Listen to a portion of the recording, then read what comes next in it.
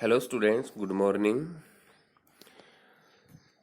Students, see, we have completed our fourth lesson, the making of laws, in the last video. Today we will start a case study from page number 204, the salt सत्याग्रह. नमक सत्याग्रह भी बोलते हैं इसको. The civil disobedience movement began with breaking of the salt law by Gandhi ji. सविनय अवज्ञा आंदोलन. Civil disobedience movement का मतलब क्या होता है? सविनय अवज्ञा आंदोलन. ये शुरू किया गया था गांधी जी के द्वारा. और कैसे शुरू किया गया था? नमक कानून तोड़ने के बाद. According to the law, making of salt was the monopoly of the government. अब ये नमक कानून क्या था, इसके बारे में आपने समझना है. अकॉर्डिंग टू द लॉ, इस लॉ के according making of salt was the monopoly of the government. नमक बनाने से रिलेटेड जो काम किया जाता था उस पे गवर्नमेंट मोनोपोली ही माना जाता था, यानी कि सरकार का ही एकाधिकार माना जाता था. या ये कह सकते हैं कि जो ब्रिटिश गवर्नमेंट थी वही नमक बना सकती थी.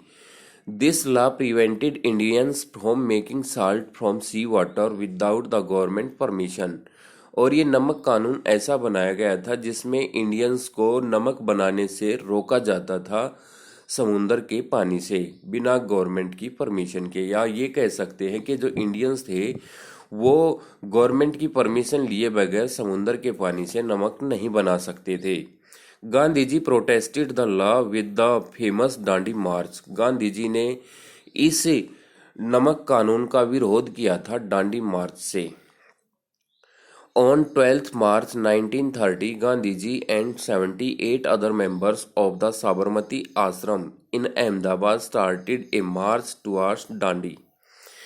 तो 12 मार्च 1930 को गांधी जी और उनके साथ 78 दूसरे मेंबर्स जो थे वो साबरमती आश्रम से, जो अहमदाबाद में है, वहाँ से उन्होंने चलना स्टार्ट किया दांडी की तरफ. और दांडी को क्या था? एक coastal village in Gujarat to break the salt law. ये गुजरात में एक तटीय गांव है, या तट के पास एक गांव है, और यहाँ पर उन्होंने नमक कानून तोड़ने के लिए यात्रा की थी. They reach the sea coast on 6 April 1930. और वहाँ पर वो 6 अप्रैल 1930 को पहुंच गए थे. यानी कि 12 मार्च 1930 से उन्होंने यात्रा शुरू की थी और 6 मार्च 1930 को वो उस गांव में पहुंच गए थे, दांडी गांव में, जो गुजरात में सी कोस्ट पर बसा हुआ है. और वहां पर कानून तोड़ा था. कौन सा? नमक कानून तोड़ा था. द सेम डे, उसी दिन, यानी कि 6 अप्रैल 1930 को उन्होंने नमक कानून को तोड़ा था. कैसे तोड़ा था? By making some salt from sea water. यानी कि समुंदर के पानी से कुछ नमक बना करके ये कानून तोड़ा था. कानून क्या था कि गवर्नमेंट की परमिशन के बगैर कोई भी इंडियन नमक नहीं बना सकता था. लेकिन गांधी जी ने इसको अपना अधिकार मानते हुए उन्होंने नमक कानून को तोड़ा था. कैसे तोड़ा था? समुंदर के पानी से नमक बना करके. कब तोड़ा था? 6 अप्रैल 1930 को तोड़ा था. और दांडी मार्च कब शुरू की गई थी? 12 मार्च 1930 से. It was an illegal action. यह एक गैर कानूनी कार्य था. गैर कानूनी कार्य कैसे था? क्योंकि नमक बनाने के लिए गवर्नमेंट से परमिशन लेनी जरूरी होती थी. The breaking of salt law by Gandhi ji was followed by similar actions in different parts of the country. Gandhi ji के द्वारा नमक कानून तोड़ने के बाद ऐसे ही कार्य किए गए देश के दूसरे भागों में, कि गांधी जी ने भाई नमक कानून तोड़ा है तो वो दूसरे देश के दूसरे हिस्सों में भी ये कानून तोड़ा जाने लगा, यानी कि नमक बनाना शुरू कर दिया गया. Salt Satyagraha became a very effective movement in the coastal areas of Puri, Cuttack, Balasore in Orissa. तो ये साल्ट सत्याग्रह है, ये एक इफेक्टिव मूवमेंट बन गया था, एक बहुत प्रभावी आंदोलन बन गया था कोस्टल एरियाज में, जैसे कि पुरी, कटक, बेलासोर, उड़ीसा में. ये भी तटीय एरियाज हैं. तो यहाँ पर नमक कानून तोड़ने के बाद ये मूवमेंट जो था वो काफ़ी इफेक्टिव हो गया था। आगे आता है anti Hawking law. Anti Hawking law, इसका मतलब क्या है कि जो हॉकिंग है, माल बेचने से रिलेटेड, सामान बेचने से रिलेटेड जो कानून बनाया गया था, यानी कि सामान बेचने विरोधी कानून। तो by this law hawking and street vending were made illegal. इस कानून के तहत सामान बेचना या गलियों में फेरी लगा करके सामान बेचना ये इलीगल मान लिया गया था। अनडाउटली स्ट्रीट्स और other public spaces should be kept free and open.